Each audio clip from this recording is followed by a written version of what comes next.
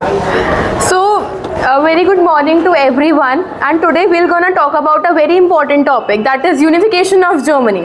It is very important according to the point of view for our board exams. So let's begin.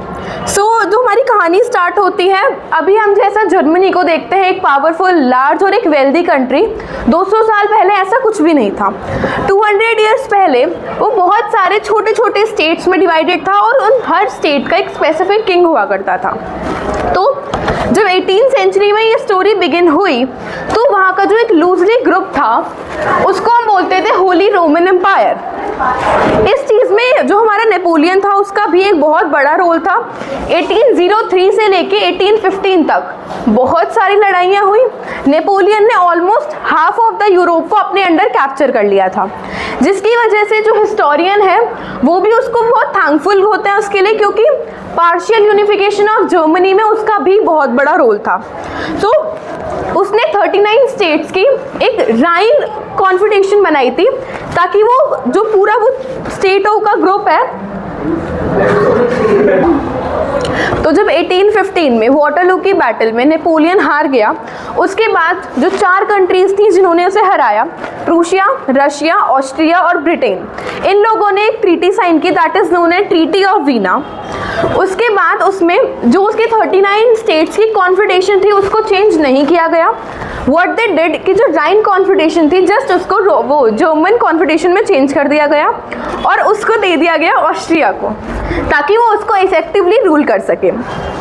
तो उस moment of time पे जो nationalism की भावना थी वो इंक्रीज हो रही थी लोगों के बीच में, क्योंकि ऑलरेडी फ्रांस की वजह से यूरोप में बहुत सारे चेंजेस देखने को मिले थे। तो इस वक्त जो रोमांटिसिज्म की भावना थी वो भी बहुत प्रमोट हो रही थी, और जो 2 पॉपुलर नाम या 2 या 3 पॉपुलर नाम है इस चीज़ को प्रमोट करने में, that is Friedrich Hegel, John Gottlob, Ludwig John. तो ऑस्ट्रिया और प्रूशिया ये दोनों जर्मन स्टेट के सबसे बड़े और सबसे पावरफुल स्टेट्स थे, और इन दोनों में हमेशा से ही क्लैशेस रहे हैं कि कौन जर्मन को रूल करेगा। ऑस्ट्रिया भी जर्मन को चाहता था और प्रूशिया भी। तो उसके लिए 2 बहुत डिफरेंट आइडियाज चलने लगे, ग्रॉस डॉइचलैंड और दूसरा क्लाइन डॉइचलैंड। जो ग्रॉस डॉइचलैंड था उसमें ऑस्ट्रिया उसका पार्ट था, और जो क्लाइन डॉइचलैंड था उसमें उसको प्रूशिया सपोर्ट कर रहा था। तो जो ऑस्ट्रिया था वो दोबारा से चाहता था कि जो होली रोमन एम्पायर था वो बन जाए, बट ऐसा नहीं हो पाया। तो ज़ोवलेरेन स्टार्ट होने के बाद, that is a custom union, तो उसने बहुत सारे ट्रेड बैरियर्स को अबॉलिश कर दिया गया और ट्रेड को भी अच्छा कर दिया गया। तो William Card, that is known as the lever of German unification, 1838 में वहाँ पर जो मिडिल क्लास लोग थे उनके बीच में एक एक फीलिंग बढ़ रही थी, बिकॉज दे वर एजुकेटेड, और वो चाहते थे कि हम कब तक मोनार्की के अंडर रहेंगे, हमें भी एक प्रॉपर कॉन्स्टिट्यूशन चाहिए जहाँ पर वो लोग सिविल राइट्स की बात करते थे। तो उसके लिए वो लोग फ्रैंकफर्ट पार्लियामेंट में मिले, और वहाँ पे फ्रैंकफर्ट पार्लियामेंट को एक बोला गया कि तुम लोग बनाओगे कॉन्स्टिट्यूशन। पर जब वो कॉन्स्टिट्यूशन लेकर वहाँ के किंग विलियम फोर्थ के पास ले जाया गया तो उन्होंने उसको रिजेक्ट कर दिया, क्योंकि उस कॉन्स्टिट्यूशन के अकॉर्डिंग जो उनके मोनार्क थे उनकी पावर मिनिमाइज कर दी जा रही थी। और ऑफ कोर्स कोई भी रूलर नहीं चाहेगा कि मेरी पावर को कम किया जाए, और क्यों किसी सेकंड पर्सन को भी वो equally chance they. What if अगर फ्यूचर में कॉन्स्टिट्यूशन वाली पार्लियामेंट बड़ी हो गई और उन्होंने किंग को सस्पेंड कर दिया। तो उसके बाद जो किंग थे फ्रेडरिक विलियम फर्स्ट, उन्होंने ऑटो वन बिस्मार्क को चीफ मिनिस्टर घोषित किया, और अब उन लोगों ने भी समझा कि हम कब तक इनको ऑप्रेस्ड रखेंगे, हम लोगों को जर्मनी को एक प्रॉपर कंट्री बना देना चाहिए।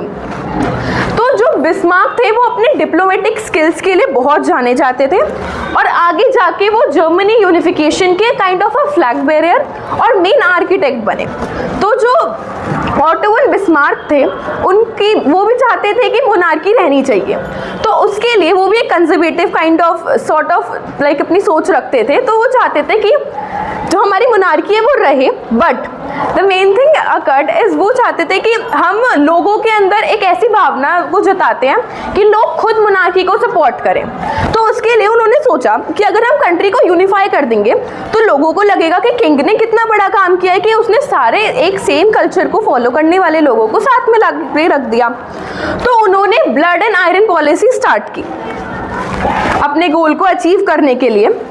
और उन्होंने अपने जो आर्मी मॉडर्नाइजेशन था उसको इतना बेटर कर लिया, इतना इम्प्रूव कर लिया कि उन्होंने ऑस्ट्रिया के लिए सिर्फ और सिर्फ 7 वीक्स के अंदर उस लड़ाई को जीत भी लिया और बात उनकी ख़त्म भी हो गई। उसके बाद 1866 में एक ट्रीटी ऑफ प्लागेज साइन की गई, जिसमें ये था कि ऑस्ट्रिया अब प्रूशिया को इंटरफेयर नहीं करेगी। मतलब इन फ्यूचर अगर उनकी कोई भी लड़ाई होती है प्रूशिया की किसी से, तो ऑस्ट्रिया जो ऑपोजिशन पार्टी है उसको सपोर्ट भी नहीं करेगी और कुछ बोलेगी भी नहीं। तो अब 1870 में फ्रांस और प्रूशिया की वॉर हुई, जिसमें भी वो जीत गए। इस पूरी वॉर में जंकर्स का भी बहुत बड़ा रोल था। जंकर्स होते हैं वहाँ के जो बिग लैंडलॉर्ड्स होते हैं।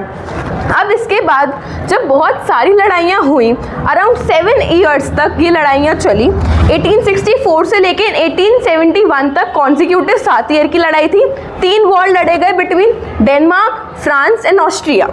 उसके बाद फाइनली 1871 में यूनिफिकेशन हुई और फ्रेडरिक विलियम फर्स्ट को एम्परर बना दिया गया, फर्स्ट एम्परर ऑफ जर्मनी। और जो हमारे ऑटो वन बिस्मार्क थे उनको चांसलर बना दिया गया। If you have any doubt you are free to ask. Done, thank you.